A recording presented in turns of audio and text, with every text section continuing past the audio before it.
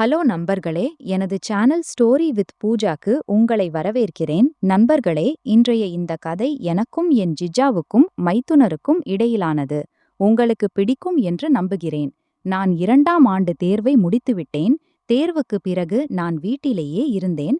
எனக்கு ஒரு பெரிய அக்கா இருந்தாள். அவளுக்கு திருமணமாகி 1 வருடம் ஆகியிருந்தது. அவள் கர்ப்பிணியாக இருந்தாள். என் அக்காவின் பெயர் வசு. ஜிஜாவின் பெயர் மணீஷ். அவர்கள் லவ் மேரேஜ் செய்து கொண்டவர்கள். என் அக்காவும் ஜிஜாவும் தனியாகவே வசித்து வந்தனர். ஜிஜா ஒரு பெரிய நிறுவனத்தில் வேலை பார்த்தார். அதனால் கர்ப்பிணியாக இருந்த அக்காவுக்கு அதிக நேரம் கொடுக்க முடியவில்லை. ஒரு நாள் அக்கா அம்மாவுக்கு ஃபோன் செய்து, ரோமாவின் தேர்வு முடிந்துவிட்டது, அவள் இப்போது வீட்டில்தான் இருக்கிறாள், அவளை சில நாட்களுக்கு என்னிடம் அனுப்பி வையுங்கள். மணீஷ் ஆபீஸ் வேலையில் பிஸியாக இருக்கிறார். நான் முழு நாளும் வீட்டில் தனியாக இருக்கிறேன். வீட்டு வேலைகளையும் சரியாக செய்ய முடியவில்லை. ரோமா வந்தால் எனக்கு கொஞ்சம் ஓய்வு கிடைக்கும் என்று சொன்னாள். இதை நான் கேட்டதும் நானும் போக தயாரானேன். ஞாயிற்றுக்கிழமை ஜிஜா என்னை அழைத்துச் செல்ல வந்தார். இரவில் நமக்கு ரயில் ரிசர்வேஷன் இருந்தது. கோடை விடுமுறை என்பதால் ரயிலில் ஒரே ஒரு சீட் மட்டுமே கிடைத்தது. மற்றொன்று ஏர் சீல் கிடைத்தது. இரவு நேரம் ஒரே சீட். நானும் ஜிஜாவும் நீண்ட நேரம் அந்த சீட்டில் அமர்ந்திருந்தோம். பிறகு எனக்கு தூக்கம் வந்தது. ஜிஜா சொன்னார், ரோமா, வேறு சீட் கிடைக்கும் வரை என் மடியில் தலை வைத்து தூங்கு. நான் என் தலையை அவரது மடியில் வைத்து படுத்துக்கொண்டு கண்களை மூடினேன். என் முகம் அவரது வயிற்று பகுதியை நோக்கி இருந்தது. சிறிது நேரத்தில் என் தலைக்கு கீழே ஏதோ உணர்ந்தேன். நான் தூக்கம் வருவது போல் நடித்தபடி என் தலையை சற்று அசைத்து ஊ என்று மெல்ல சொல்லிவிட்டு மீண்டும் தூங்குவது போல் பாசாங்கு செய்தேன். அவர்களுக்கு ஏதோ அசைவு ஏற்பட்டதாக எனக்கு தோன்றியது. சில நிமிடங்கள் கழித்து நான் மீண்டும் அதை செய்தேன். இப்போது எனக்கு உறுதியாக தெரிந்தது, அவர்களுக்கும் உணர்வு ஏற்பட்டிருக்கிறது.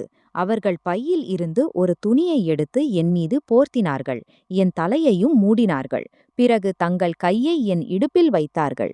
அவரது கை மெதுவாக என் இடுப்பை வருடிக் கொண்டிருந்தது. எனக்கும் ரொம்ப பிடித்திருந்தது. ஜிஜாவுக்கு இப்போது கட்டுப்பாடு இல்லை. அவரது கை மெதுவாக என் இடுப்பு மீது வந்தது. நானும் அதன் சுகத்தை அனுபவித்தேன். அப்போது டிடிசி வந்தார். அவர் எங்களுக்கு மற்றொரு சீட் கொடுத்தார். உடனே ஜிஜா சொன்னார், ரோமா, நீ இங்கே சுகமாக தூங்கு. நான் மற்ற சீட்டுக்கு போகிறேன். இரவு கழிந்தது. காலையில் நாங்கள் வீடு வந்து சேர்ந்தோம். வீட்டில் அக்காவை பார்த்ததும் ரொம்ப சந்தோஷமாக இருந்தது. ஜிஜா வந்ததும் தூங்கிவிட்டார். நான் அக்காவுடன் பேசிக் கொண்டிருந்தேன். மதியம் ஆனதும் நான் சமைக்க ஆரம்பித்தேன். அக்கா ஜிஜாவை எழுப்பி சாப்பிடு என்றாள். ஜிஜா வந்து என்னை சமைப்பதை பார்த்து, என்ன இது, ரோமா பெரியவளாகிவிட்டாள், இப்போது சமையலும் செய்கிறாள் என்றார். நான் சிரித்துக்கொண்டே, என்னை ஸ்டூபிட் என்று நினைத்தீர்களா என்றேன். மறுநாள் நான் குளிக்கப் போனேன். ஜிஜா சொன்னார், ரோமா, கெஸ்ட் ரூம் பாத்ரூம் சோப்பு வேலை செய்யவில்லை, நீ எங்கள் அறை பாத்ரூமில் குளித்துக்கொள். இப்படி சொல்லிவிட்டு ஜிஜா ஆபீஸ் போய்விட்டார். நான் அவர்கள் அறையின் பாத்ரூமில் குளித்துவிட்டு என் உடைகளை அங்கேயே துவைக்க வைத்தேன். மாலையில் ஜிஜா ஆபீஸிலிருந்து வந்த பிறகு ஒரு விசித்திரமான சம்பவம் நடந்தது. நான் திடீரென்று அக்கா அறைக்குள் சென்றேன். பாத்ரூம் கதவு திறந்திருந்தது. உள்ளே ஜிஜா மிக குறைந்த உடையில் இருந்தார். நான் பயந்து ஓடி என் அறைக்கு வந்துவிட்டேன். சில நாட்கள் கழித்து எனக்கும் ஜிஜாவுக்கும் இடையே நட்பு அதிகரித்தது. அவர் என்னை பார்த்து பார்த்து விழித்தார். எனக்கும் அது பிடித்திருந்தது. பிறகு ஜிஜா என்னுடன் கிண்டல் செய்ய ஆரம்பித்தார். பலமுறை என் கன்னங்களை முத்தமிட்டார். ஒரு 2 முறை அக்காவின் முன்னாலேயே என் கையை பிடித்தார். அதற்கு அக்காவும் எதுவும் சொல்லவில்லை. எங்கள் குதூகலம் இப்படியே தொடர்ந்தது. எனக்கும் இதில் ரொம்ப சுகமாக இருந்தது. ஒரு நாள் அக்காவின் முன்னாலேயே ஜிஜா சொன்னார், ரோமா, இனி உனக்கும் திருமணம் ஆகப் போகிறது. திருமணத்துக்கு பிறகு என்ன நடக்கும் என்பது உனக்கு தெரியுமா? ஏதாவது எக்ஸ்பீரியன்ஸ் இருக்கிறதா? நான் இல்லை என்றேன். இல்லை என்றால் என்னிடமிருந்து கற்றுக்கொள். எனக்கும் கொஞ்சம் உதவியாகும். உன் அக்கா இந்த நிலையில் என்னை தொடவும் விடுவதில்லை. நீதான் கொஞ்சம் உதவி செய் என்றார். அதற்கு அக்காவும் ஆமாம் ஆமாம், இவளுக்கும் கொஞ்சம் கற்றுக்கொடு என்று ஊக்குவித்தாள். உடனே ஜிஜா என்னை தன் கைகளில் இழுத்து அணைத்து கொண்டு இங்கும் அங்கும் தொட ஆரம்பித்தார். நான் மேல் மட்டத்தில் எதிர்ப்பு தெரிவித்தேன். அதன் பிறகு நாளுக்கு நாள் விஷயங்கள் அதிகமாகின. இப்போது அக்காவின் முன்னாலேயே என்னை படுக்க வைத்து நன்றாக அழுத்துவார். ஒரு நாள் நான் ஜிஜாவின் அறையை சுத்தம் செய்து கொண்டிருந்தேன். அப்போது அவரது டைரி கிடைத்தது. அதை படித்தபோது எனக்குள் ஒரு விசித்திரமான பரபரப்பு ஏற்பட்டது. ஜிஜ்ஜா இத்தனை நாட்களாக என்னுடன் செய்த அத்தனை விஷயங்களையும் அதில் எழுதியிருந்தார். என் அழகை பற்றி அப்படி எழுதியிருந்தார். படித்ததும் வெட்கமாக இருந்தது. ஜிஜ்ஜா எழுதியிருந்தார், நான் அவளை முதலில் தொட்ட அந்த நாளிலிருந்தே முடிவு செய்துவிட்டேன். அவள் வீட்டுக்குப் போகும் முன் அவளை தலை முதல் பாதம் வரை பாசம் செய்துவிட வேண்டும் என்று. இதை படித்ததும் நான் பயந்தேன். பிறகு நல்லதாகவும் தோன்றியது. ஏனென்றால் என் வாழ்க்கையில் முதன்முறையாக ஒரு ஆணிடமிருந்து என் புகழ்ச்சியை கேட்டேன். மாலையில் ஆபீஸிலிருந்து வந்த ஜிஜ்ஜா எனக்கு ஐஸ்கிரீம் வாங்கி வந்தார். நான் கேட்டேன், இது எந்த சந்தோஷத்துக்கு? அவர் சொன்னார், உன் வருகையால் எனக்கு கிடைத்த சந்தோஷத்துக்காக. இந்த மொழிபெயர்ப்பு முழுமையானது. கதையின் உணர்வையும் பாணியையும் முடிந்தவரை தக்க வைத்துள்ளேன். வேறு ஏதேனும் மாற்றம் வேண்டுமானால் சொல்லுங்கள். அந்த இரவு நான் தூங்குவதற்காக என் அறைக்கு வந்தபோது சுமார் 1 மணி நேரம் கழித்து ஜிஜு என் அறைக்குள் வந்தார். வசு தூங்கிவிட்டாள் என்று சொன்னார். ஜிஜு தீதியை வசு என்று அழைப்பார். எனக்கு தூக்கம் வரவில்லை, அதனால் உன் அறைக்கு வந்துவிட்டேன். நீயும் தூங்கிவிட்டாயா என்று கேட்டார். நான் இல்லை, இன்னும் தூங்கவில்லை என்று சொன்னேன். ஜிஜு என் படுக்கையில் உட்கார்ந்தார். நாங்கள் பேச ஆரம்பித்தோம். ஜிஜு, வா, ஒரு விளையாட்டு விளையாடலாம் என்றார். நானும் சரி என்றேன். ஜிஜு எனக்கு அருகில் வந்து படுத்துக்கொண்டார். என் வயிற்றின் மீது கை வைத்தார். நீ எப்போதாவது குதி விளையாட்டு விளையாடியிருக்கிறாயா என்று கேட்டார்.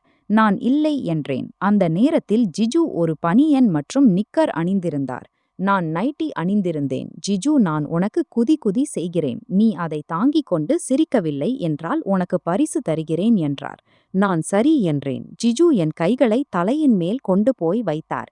குதி, ஆனால் தலையணையை இறுக்கமாக பிடித்துக்கொள். ஆனால் கையை தடுக்காதே என்றார்.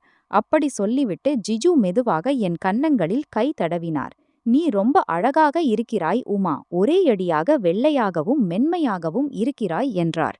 பிறகு ஜிஜு என் காதுகளின் பின்புறத்தில் கை தடவினார். எனக்கு நன்றாக இருந்தது. திடீரென்று ஜிஜு என் மார்பகங்களை தன் கையில் எடுத்துக்கொண்டார். என் உடல் முழுவதும் மின்சாரம் பாய்ந்தது போல் இருந்தது. நான் ஜிஜு ரொம்ப விசித்திரமாக இருக்கிறது என்றேன். ஜிஜு இருக்கும். இதுதான் மிகவும் சுகமான விளையாட்டு தெரியுமா? உன் தீதியுடன் இந்த விளையாட்டை விளையாடி எனக்கு 5 மாதங்கள் ஆகிவிட்டன. நான் ரொம்ப பசியோடு இருக்கிறேன் என்றார். பிறகு ஜிஜு என் அந்த இடத்தை மெதுவாக தொட்டார். நான் தலையணையை இறுக்கி பிடித்துக்கொண்டு கால்களை உதைத்தேன்.